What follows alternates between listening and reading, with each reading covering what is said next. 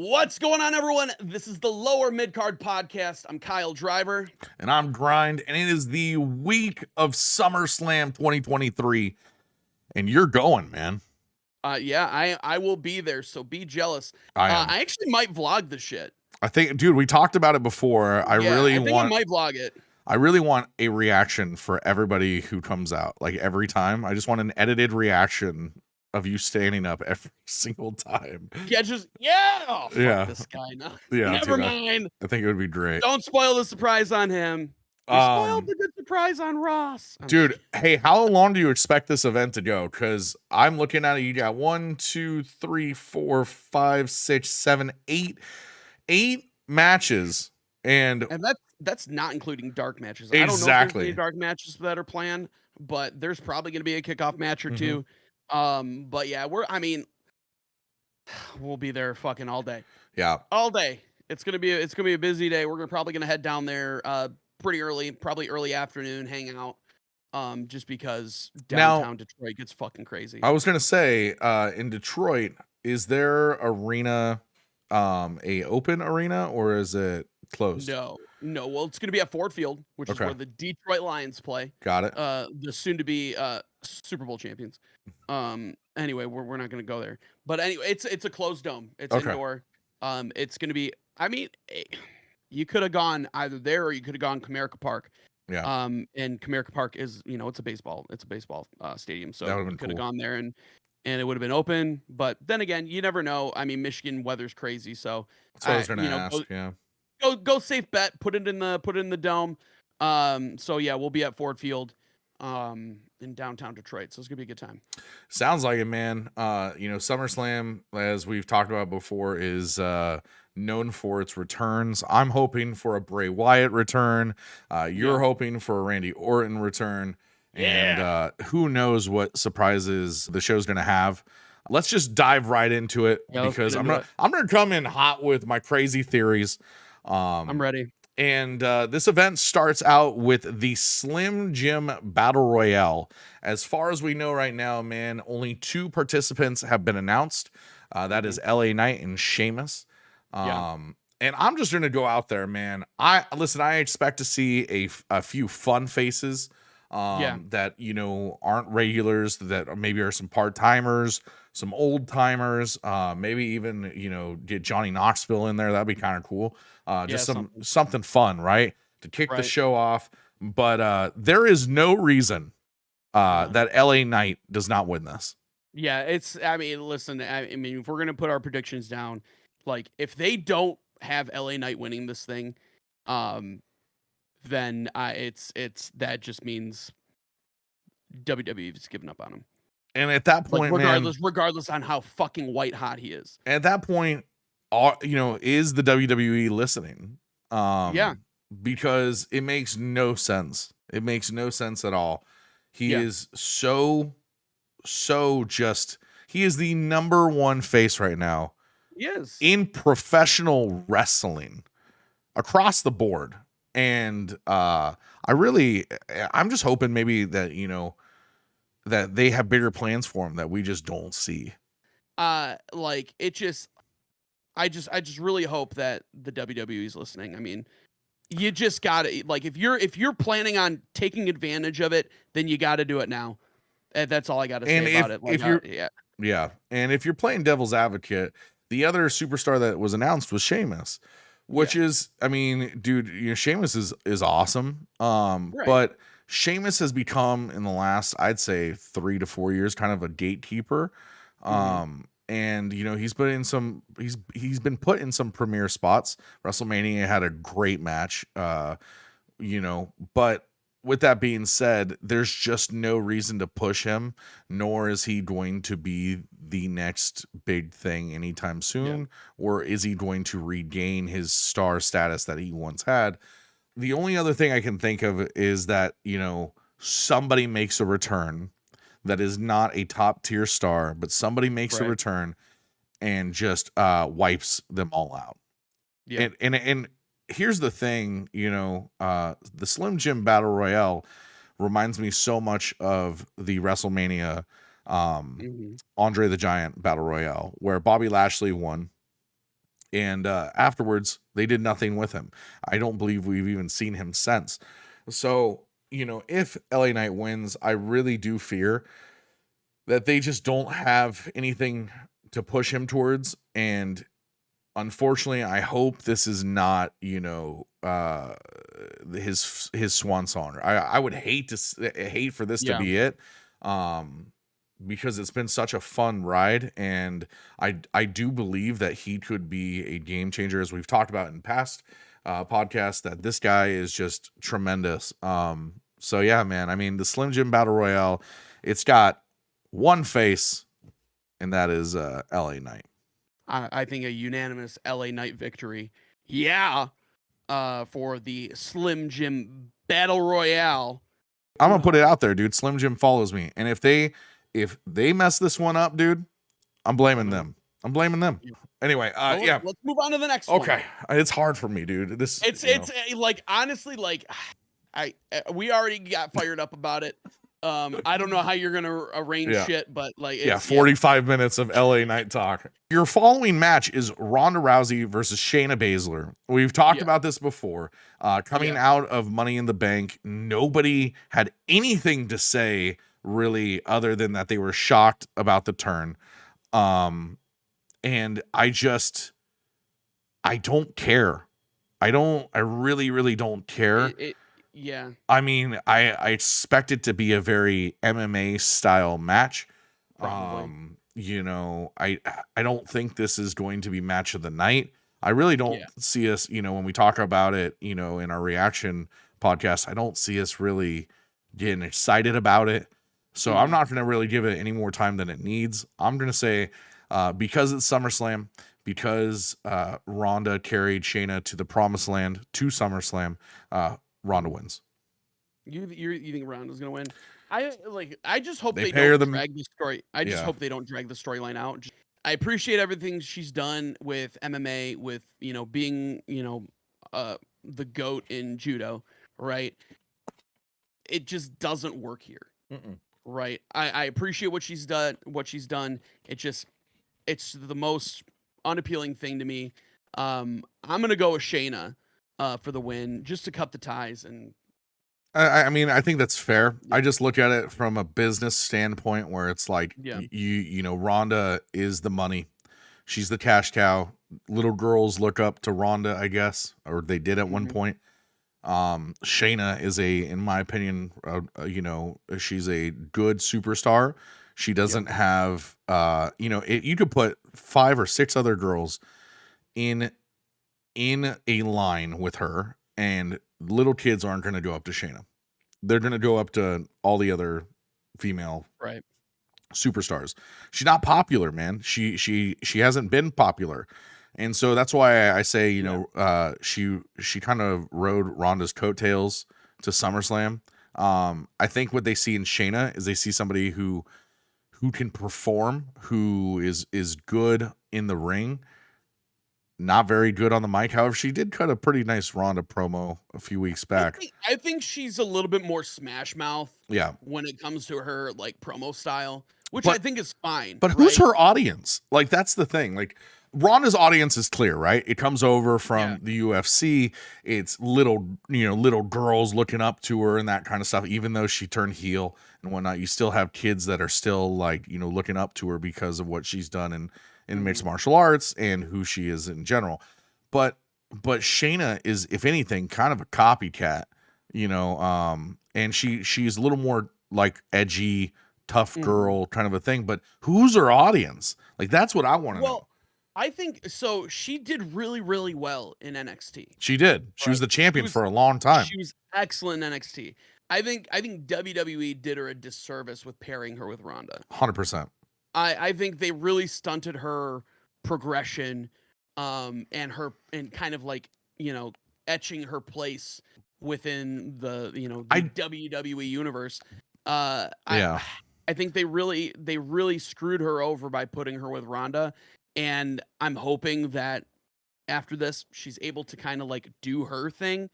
And honestly, when it comes to, yes, she's not the best on the mic, but I could see her going toe to toe with a Rhea Ripley. Wow. That's a Just statement. because I think she's an excellent in-ring performer, and I think there's very few that could actually like go in the ring with a Rhea Ripley. Mhm. And I think she is up there. I think she has the skill set to do it, and I just see the potential there. Yeah. That's And good. and I'm I glad somebody really, does. I'm just hoping. I'm right. You Yeah. know. So I I mean, do think she's really good. the thing with Rhea, and Rhea's not even on this card from what I can tell.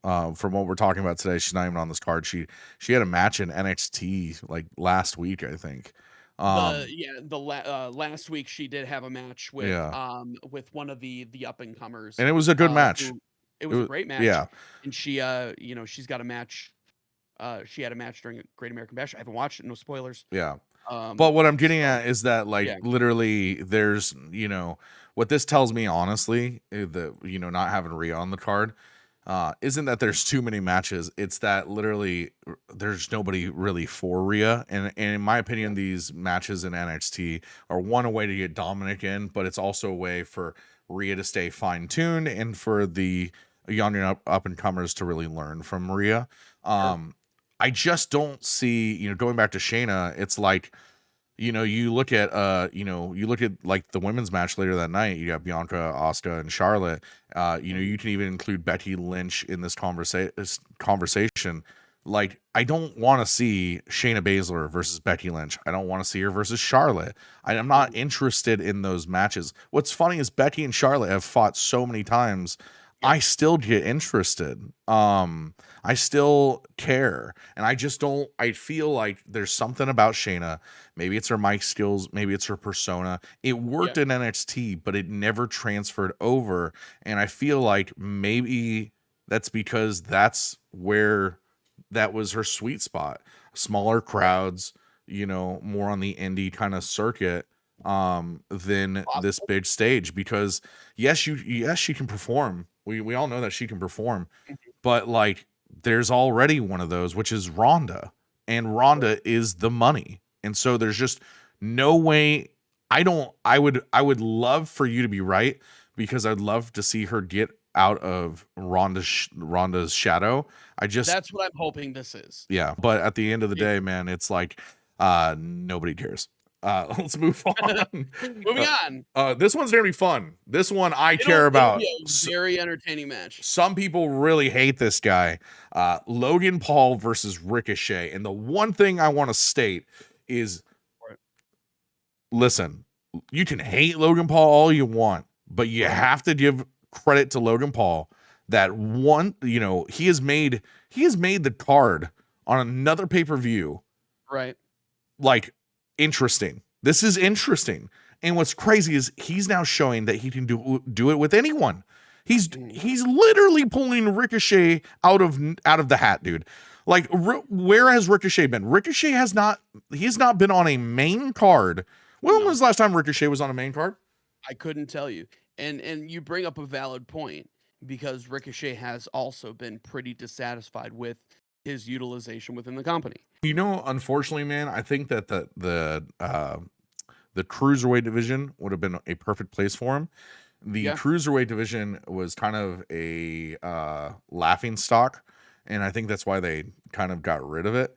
But And I'm sad they did, because it was a great, like, like, they didn't utilize it well. no, they didn't utilize it properly. If they would have treated it like the Intercontinental title, it could have been a main card deal.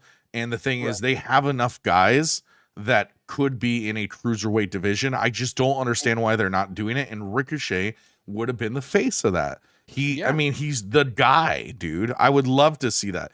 And this is where pro wrestling really bothers me, is that they do stuff like the 24/7 title. They took a lot of those guys from the cruiserweight division and they put them in that 24/7 like shit show that lasted for 4 months. Mhm. Which I loved, by the way. I love the 24/7 title. I almost want the 24/7 title just so I can have it, like, bring it kind of a thing. Right. Yeah.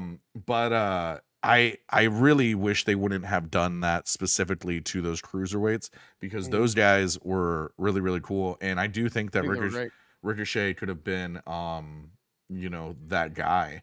it's Right. cool seeing him in the spotlight now. And I'll tell you this, he's been great on the mic. Mm-hmm. Unfortunately, man, this is my issue with it. He's just like sizes and everything, Kyle. It's how you Right. use it. But with Ricochet, it's one of those things where, do you ever see him being world champion? I don't. No, no. I And mean, he's like we've talked about it. We're here, lower mid card. yeah, You know what I'm saying? Like if we look at it, like the mid card people, like like those people play the roles and they know that they play their roles. very true. And with him being more on a premier title reign, would have to be a tag reign. Hmm. I mean, he had a really, I mean, they before Braun got hurt, they were a cool tag team, They were. right? Yeah. You had the big guy, you had the smaller athletic guy, and they complemented each other perfectly, you know. And they even kind of looked like each other. They both They were did. It tatted was up, hilarious. and they just bald. I got a bald head, and they had the beards going, and I loved it. I loved that. I thought it was great. But yeah, like you said, it's just like what does he do? Like he would have to be like with the, you know, I would probably push him as far as like an IC title. So But speaking of the IC title, yeah, I pulled up his match history, and since WrestleMania, he's appeared at the WrestleMania Royal Rumble, which we mhm, would assume, and then he's also appeared at the Money in the Bank match. That was the last. Those are the only two pay-per-views he's appeared on, and so I mean, obviously, everyone appears in the Royal Rumble. right, So that's not shocking. Unfortunately, it shows you that like Ricochet was that guy who he's a jobber. And he's yeah, putting people over. I'm looking right now, and because you said Intercontinental title, that's why I stopped you. He's lost to Gunther on like these Road to WrestleMania Super shows. Let's see here. yeah. Since March, this is crazy. Since December 29th. Okay, he lost to Gunther once, twice, 3 times. I'm still going on. 4 times. He's had 4 Intercontinental title matches, and he's lost them all. Wait, did he win one? Hold on. Defeats. No. No way he won one, right? Oh, he won via DQ March Mm, 4th against Gunther. So yeah, he's fought him 4 times for the Intercontinental yeah, Champion and never technically won the belt. So shows you right there, man. He's a jobber. He's great at what he does. The yeah, Braun Strowman Ricochet deal was really, really cool. It looks like they had a title match against the Usos back in February, and they just could never pull it over. Little did we know the Usos were going to be God tier, for the yeah, rest of time. yeah. Which Honestly, yeah. It makes just sense. if they're not going to utilize him, like I think he like he plays his role well. He definitely has, you know, he's been a company guy, but he's starting to get upsetty spaghetti about it, Yeah, and I don't blame him. and what does that mean for his match against Logan Paul? I think they're putting on Right. a great feud, but Logan can't lose this. And this is my take, is that Logan has to win this match because the fact that he's lost. I mean, he's been Mhm. a jobber as well, right? He's Right. part-time, but he's shown that he's better than most full-time guys, which is an insane thing to say, but his matches are tremendous, and Yeah. I look forward to them every time, and I'm excited for this. I think there's gonna be some trash talk. Obviously, we're gonna get Oh yeah. all the tricks, dude. All the tricks are gonna Sure. come out of the bag. And I think, as shady as it may be, Logan Paul definitely wins. I, you know, I was saying Ricochet, at first, and then you kind of triggered something. There's really nothing on the line here. Nothing at all. There's nothing. Like Put some so I put some spotlight on both of them. You know. you know, like it'll be a really good match. It'll be very fast paced, you know, a lot of, you know, very exciting spots. But I kind of see Logan winning. But here's what I want. I want Ricochet to get released from his contract so we can go to AEW in the Indies so we can be Prince Puma again, and I'll be happy. Dude, I think the Indies would be great for him. I think put him on AEW, man. New Japan. Yeah. New Japan, or well, I mean, they do all the shit anyway. Exactly. New Japan, Ring of Honor, Yeah. all that stuff, and just let him be Prince Puma. You lost me there. Okay, so if you've watched Lucha Underground, nope, at all, you need to watch Lucha Underground. Okay. There's like 4 or 5 seasons. Got it. It's really good. It's really good. It's very like soap opera, like TV feel. I'm all about it. But it's great. Like it's really, really good. If you can find them, I'm gonna see if I can. I'll see if I can. Go deep into the crevices of the internet and see if I can find it. But he was Prince Puma, and it was great. It was awesome. Puma. He was look it up and on your own time. Do you think the man wants to go back to the gimmick, or he enjoys being himself? I don't know. I'm not sure, but I'm sitting here imposing my will on other people. You're like, come on, dude, be Prince Puma. But I mean, that's kind of the point of this stuff. We speculate and we do, we come up with these weird scenarios. No, exactly. And I think that's what we love about wrestling, is that we can kind of just like come up with these scenarios and just play off and be silly with it, even if it's like there's no shot in hell that's gonna happen. But it needs to happen. It needs to happen. We need Prince Pumas, dude. Like, hell yeah. I'm all for gimmicks, man. I think wrestling in the last 20 years has really lost itself in that aspect of being too real and taking itself too serious. And you need personas, characters that are bigger than life, because the thing is, man, I didn't start to watch wrestling because of the fact that Mark Henry was the world's strongest man. I started watching wrestling because there were people like The Undertaker and Mankind. These bigger than life personas that were just, The Rock. The dude's name was based after a rock. Like, I mean, at least that as a kid, that's what I thought it was. It was like, I don't know, Hulkamania. Dude, I like these personas that just didn't make sense. That it wasn't, hi, my name's Mike. It's not. That's not. There was no mics. There was these crazy. There was Brutus Sting, the Barber Beefcake. Yeah, dude. Dude, Sting coming down from the rafters, bro, and you're just like, oh my, it was dude, very over the top. It was very dramatic, and those are the I enjoy gimmicks, and when you have them, I appreciate them so much more because you don't see them very often. Exactly, and it's it obviously it shows how hard it is to pull them off. But I really think we need more Prince Pumas. So I'm Team Prince Puma. As funny as that name sounds. I mean, it's just his like lucha wrestling. I gotta see what he wore. He looks pretty cool. He looks pretty cool. That's dope. It's not like anything crazy or anything like that, but you could probably put 2 and 2 together. Well, speaking of cool names, our next match has my favorite name of all time, dude. You got Brock Lesnar, the Beast, Brock Lesnar versus Cody Rhodes. This guy's got meat hooks in his back, bro, and a sword on his chest, dude. Like, is it a sword? It's a sword. It's a sword. It's a sword. Come on, penis. It is. Hey, listen, dude. It looks like the tip of a dick. Whoa. Okay. You went there. You just had to. Yeah, there. You just had to go there, dude. I did. The trench knife with the tip of a penis on it. Dude, ruin it for me, man. Never look at it the same. I know. And, God damn it, dude. But so you have Cody Rhodes versus Brock Lesnar. This is the grudge match. This will be the third time these guys meet. And man, it's listen, as much as I want Brock to win this thing, it makes no sense.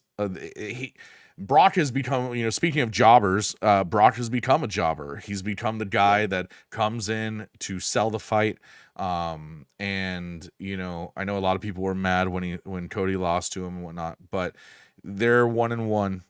It's been a long time coming now, and so it has to be Cody. Cody has to win this. There's no reason for Brock to win at this point. Cody changed his storyline. Did you see that?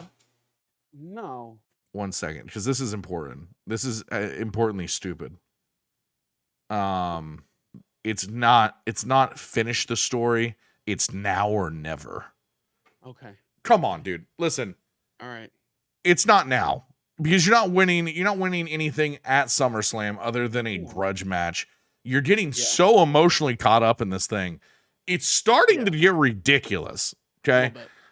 Listen, WrestleMania, they had a shirt that came out that was so freaking cool. It was the Hulk Hogan with the flag, the American flag, and it said "Finish the story." And it was Cody Rhodes like on a mountaintop.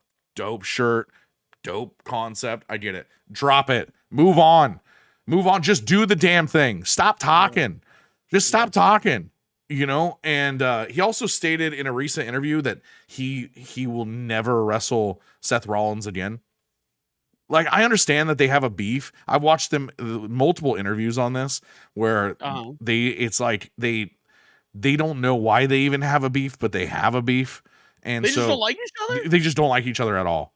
Oh, and okay. they Cody thinks that Seth is jealous and Seth thinks Cody's jealous. It's a whole thing, dude. It's so stupid. Like no kayfabe. No kayfabe at all. No, this is legit. They don't like each other at all.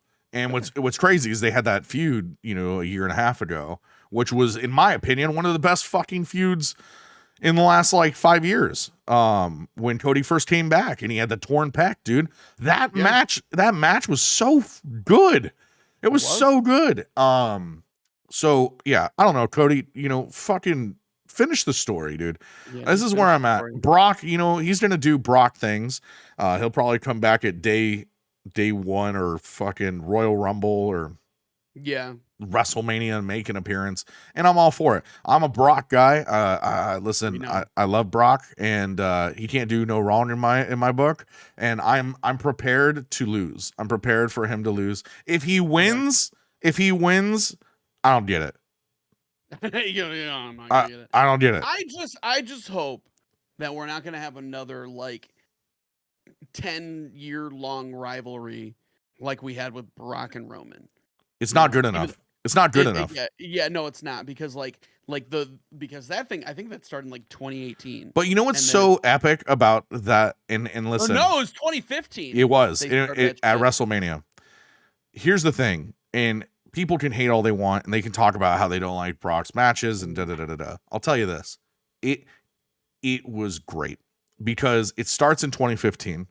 Seth Rollins, cashes in the Money in the Bank in that match, creating the heist of the century, right? So one, he puts over Seth Rollins right then and there.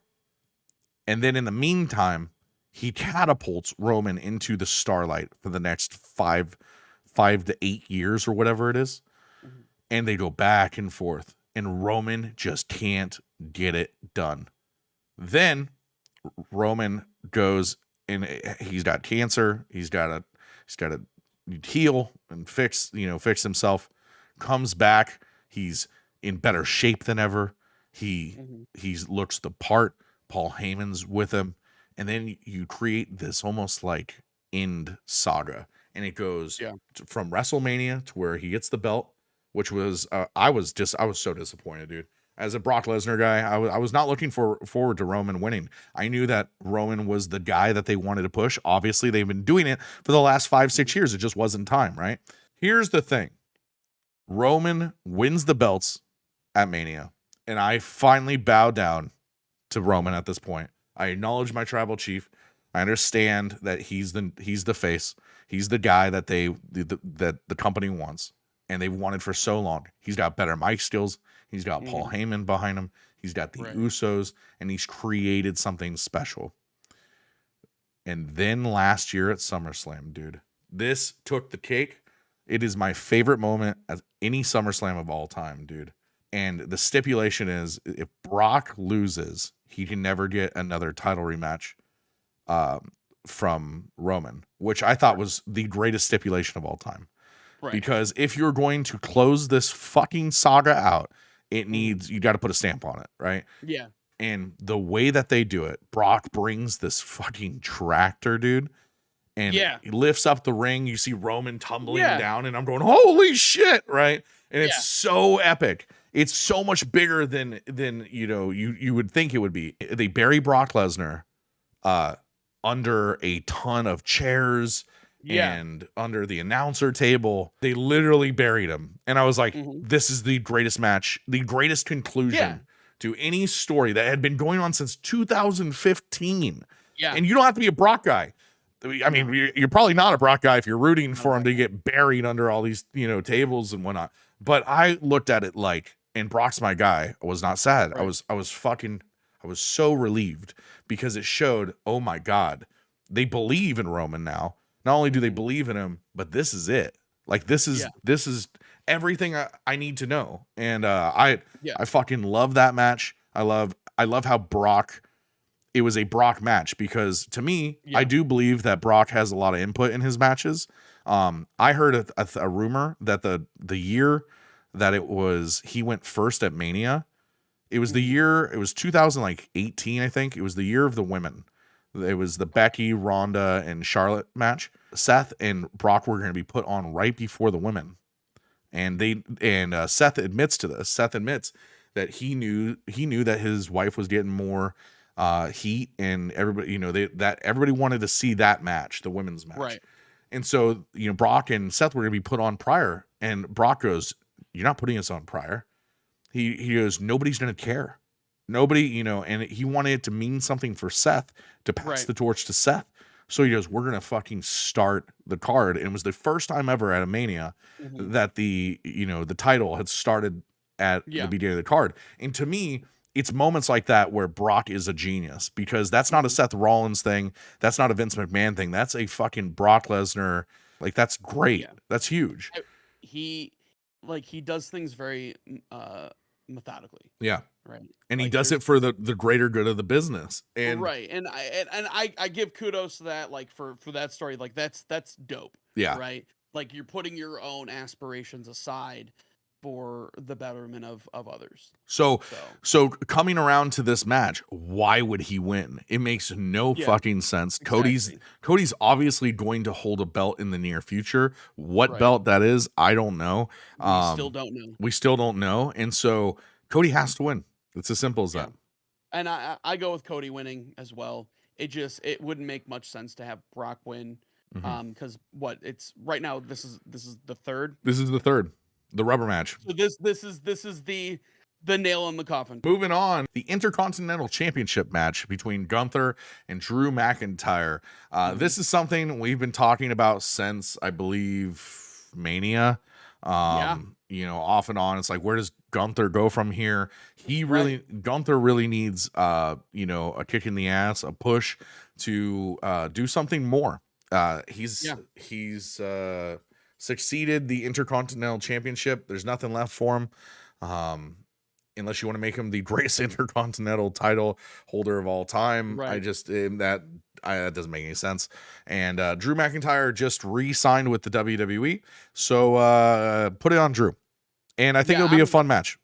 I think it's going to be a good match. I'm looking forward to it. I do think Drew comes out on top on this one, and then a push for the title. You go for the strap. Nice little rivalry with Seth and Gunther. I think that would be amazing. Yeah, I think that makes a lot of sense, and I think Gunther definitely has shown in his tenure as an Intercontinental Championship that he's ready for bigger and better things. And man, I could see that heavyweight gold around his waist in very, very, very soon. And he would rock it. Yeah, I think I do enjoy. Because I could see, some sort of rivalry where, Seth phones in a friend or friends, in Kevin Owens and Sami Zayn. And because I just fucking love what those two are doing. They're just living their best lives right now. It's so ridiculous, by the way. I do. I love the little, like, them trying to get the one dude to talk who doesn't fucking talk. Yeah. The Da Vinci Code, him. They're gonna get him to talk. And I could see like a nice little rivalry going on of some sort, but I do think he does give he drops the title to Drew, and then goes on to the next step, which is the big one, the heavyweight title. I was gonna say, I do think you're right. There will be a rivalry going into the heavyweight championship, and that leads us to our next match, because I want to kind of segue into that. The World Heavyweight Championship match between Seth Rollins and Finn Balor. I think this is Finn's time to shine for a moment, a little longer than 22 hours. Right. And so I do think, since they are having a second match, I think that Finn wins this. And I think that you could have a rivalry down the line of the Judgment Day versus Imperium. That makes perfect sense. Yeah. I also had another thought on this. I think the Money in the Bank cash-in has to happen soon, because the timing seems like that's what they're pushing for. It's coming to the bubble's gonna pop. Yeah, so here's my my prediction. My prediction's that Damian cashes in. Okay. I don't know how he cashes in, but he cashes in. So you have Finn winning and then Damian cashing in? I like that. I like that storyline, because then at that point it's the Judgment Day comes down and helps Damian cash in. They turn on Finn. I like that. But I could also see Seth winning and Damian cashing in. Let me consult my time stone. I'm gonna say I'm going the Seth wins route. Yeah. And then I'm gonna say that there's an attempt to cash in. Yeah. But for some reason that's spoiled. I would love that. I would love that, because I love Seth as the heavyweight champion. I want to see it for a bit longer. Why do you make a second match here? Like that's my question.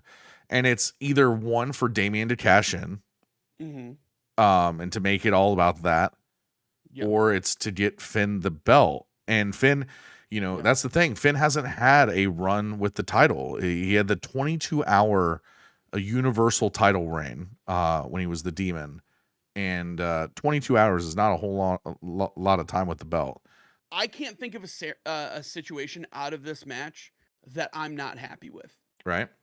I mean, I'm like, I'd be like, I don't want to, well, what about this? We're not going to go there. But like the very like obvious like outcomes that we're looking at, I'm good with either of those. Yep. Because I think they all lead to very nice storylines. I think it's good. It's, I think it would be healthy for the company either way. Just, whatever they do, I think it'll be good. They've set themselves up for success with this match either way. Speaking of Money in the Bank, I have a prediction that I feel like is very Money in the Bank-esque for the women's championship match. Asuka will defend her title versus Bianca Belair and Charlotte Flair. And as much as I think this is a amazing match for all three of them, I think Io Sky she'll cash in. I think it's time. Bianca I think you read my mind, bud. Yeah. I think your winner is Io Sky. And I think Asuka has nothing to lose. Bianca has nothing to lose. And Charlotte has nothing to lose. I think it really protects Bianca and Charlotte. And I think you're going to get that stare down of Asuka versus Io. And the crowd's going to pop. It's going to be insane. Io's going to win. And then you're going to have Io versus Asuka in the future. Yeah, I'm down. Yeah. I love it. I love it. I think Bianca and Charlotte are going to put on an amazing performance. Sure. But it's Io's time. And if she's going to win and she's going to pin anybody, I want her to pin Asuka, because I absolutely despise Asuka's wrestling gear. So I can't deal with it, dude. The thong over the wrestling, I can't. It's like, dude, you're so particular, dude. I am, bro. Like it's the thong, and then you're messing with my boy because he's a large man. He had the nipple slips, dude. Who cares, dude? And it was distracting, bro. I'm trying to get my fix of my soaps, dude. And here's a woman who's dressed from head to toe in clothing, in wrestling gear, and then wears a thong on the outside. Like I'm trying, I don't get it. I just don't get it. Listen, man, it's wrestling. It can be whatever you want. Yeah, and I don't want that. So I want you to Well, win. guess what? I don't give a shit. Exactly. And so that's how the WWE feels too, because she's the current champion. We have our main event. The main event of the evening, man, for the WWE Universal Championship match with a wonderful stipulation that nobody understands. It's hold on, let me make sure I get this right, because I don't want to say it wrong. It's tribal combat. Tribal combat. This will be a tribal combat, which means anything goes, and Reigns is putting his status as tribal chief on the line as well. Mm-hmm.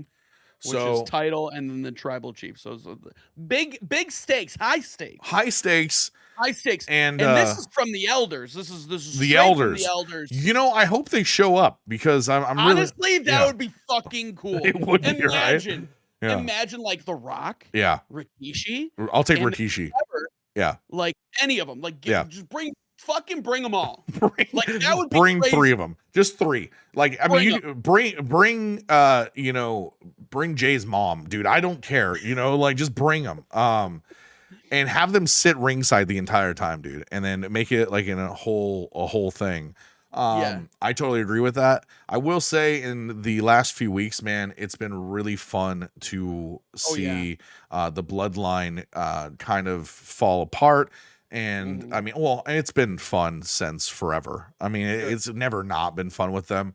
But with Jay, main event Jay Uso, dude, it has been so spectacular to see him.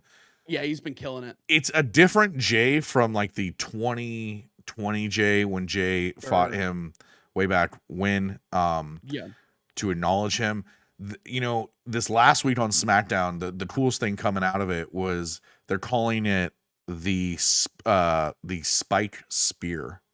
And it was Jay spearing Roman, and it's been now titled as the spike spear, which I think is such a cool thing. I didn't see him do the spike, but I guess he did. I read in an article that it was called the spike spear, and I was like, dude, that's so cool. That's so cool. Taking something that already existed and that was very prominent for Roman Reigns, it's one of his finishers, and turning it around and adding that tribal aspect to it, just made it so much fucking cooler, man. Yeah. And so I listen, I'm a big Jey Uso fan. Fan. But I will tell you this. I don't want to see Roman lose. And I don't want to see him lose anytime soon, dude. I want to see him become the greatest of all time. You want to know why? Because Bruno Sammartino, I wasn't alive during that. If this is going to happen in our lifetime, man, it's now. I truly believe that. You had Hulk Hogan on his crazy run, which is like 1,400 days or something like that. I want to see Roman. At this point, we're this deep into it, dude. We're this deep. Let it ride, bro. Let it ride. There's you got an active champion in the World Heavyweight Champion. There's no reason for Jay to win other than to finish the story. And I don't want to see the story end. I'd rather just keep going and a new chapter evolve. And if Jay wins, I'm happy for him. I think he deserves the spotlight. I'm kind of curious at that point. Where is Jimmy? Is Jimmy hurt? It's an injury. What's the extent of that injury? Yeah, it was there was the kayfabe injury, but like, is it real? Is there some form of real injury there? Because I'm not sure. I don't think there is. I think a lot of it's kayfabe, and it's to set up for this aspect. I think Jay has earned it because Jay was by his side. He was the number one man. And, I think when the last month or two, they've talked about, how Jay was going to be next in line. Right. And that kind of stuff. I think this is what they were kind of talking about. I don't think that he wins though. I also think Roman's gonna win. Do you think Roman's gonna win straight up? I'd be shocked, and the reason is because I'd be shocked, but then I wouldn't be shocked because it's a tribal chief, it's a tribal combat match, so it's got to be somewhat clean, right? Right. And if somebody gets involved, it's got to be somebody within the family. I don't know, man. There are some younger members of the bloodline that are around in the indies right now. Yep. And I'm thinking Roman wins because there have been rumors, delicious rumors, about replacing the Usos in the bloodline. Yeah. Right. So who it's going to be, I don't know. But I'm gonna say Roman wins, but it's going to be with interference from a new bloodline member. We've said it before. The whole bloodline arc has been one of the most compelling storylines that we've had in recent history. Maybe even one of the best. But I enjoy watching it. It's very entertaining. It's better than a lot of TV that I've been watching lately. And it's like one of those things like I'm looking forward to it every week on what's going to happen next with the bloodline, right? I'm glad that they finally had that like detachment with Sami Zayn and all that stuff. Like it's just straight up bloodline and it's I think it's great. I'm looking forward to the match. So we'll see what happens. There was an article that also came out stating that WWE has not promoted Roman for any further events, which is really, really odd because normally he's pushed for everything. If Jay does win, does it hold the weight that it should? I think it would. You think so? I think Jay has done enough in everything leading up to this point. I think Jay has done enough, and I think he's gone above what I think anyone has expected him to do, to really hold it. So, who knows? Maybe he does go over, and this is just, like they're gonna do it because like Roman's been doing this for fucking ever, like, Mr. No Breaks. Over here, my guy needs a break. That's the entire card for SummerSlam. I can't wait to talk to you afterwards. I hope you have a wonderful time, you and Eli. Make sure you come back with a dude, I expect a flag in the background, a SummerSlam flag, some crazy hat, with drinking straws out of it. It's gonna be a good time. I'm looking forward to it. Man. Oh man, I mean, us Michiganders, we know how to fucking bring it. So it's time to party on down. We always tear the house down when it comes to our wrestling. So I'm really looking forward to it. And expect some texts. Ooh, I'm excited, dude. I'm just like, bro. I'm gonna be like, dude, I'm putting him on mute till tomorrow. All right. With that being said, man, this wraps up another episode of the Lower Mid Card. See you next time.